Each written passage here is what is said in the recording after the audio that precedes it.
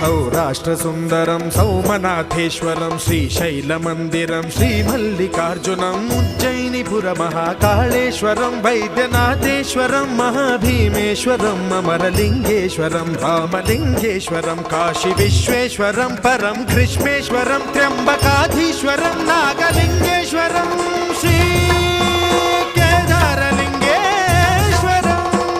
లింగాత్మకం జ్యోతిలింగాత్మకం వాయులింగాత్మకం ఆత్మలింగాత్మకం అఖిలలింగాత్మకం అగ్నిసోమాత్మకం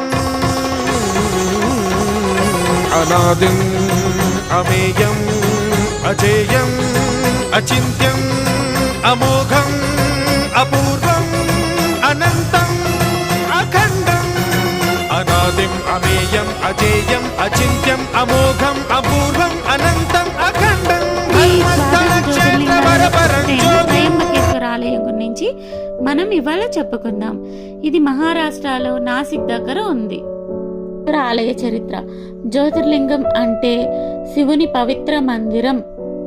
కథ ప్రకారం గౌతమ మహర్షి మరియు అతని భార్య అహల్య బ్రహ్మగిరి కొండలలో నివసిస్తుండగా గోదావరి నదిని భూమిపైకి తీసుకురావడానికి శివుణ్ణి ప్రార్థించారు. శివుడు వారికి ప్రత్యక్షమై త్రిమూర్తులు బ్రహ్మ విష్ణు మహేశ్వరుల రూపంలో ఒకే లింగంలో కొలువయ్యారు. అందుకే దీనిని త్రయంబకేశ్వరం అంటారు. ఇది 12 జ్యోతిర్లింగాలలో ఒకటి మరియు గోదావరి జన్మస్థానం. శివుడు అనగా పరమశివుడు. అంబిక అంటే నేత్రము అని అర్థం. 3 నేత్రాలు గల దేవుడు త్రయంబకేశ్వరుడు. సూర్యుడు, చంద్రుడు, అగ్ని అనే 3 తేజస్సులు 3 నేత్రాలుగా వెలిసిన దేవుడు. పాలభాగంలోని 3వ నేత్రం అగ్ని నేత్రం.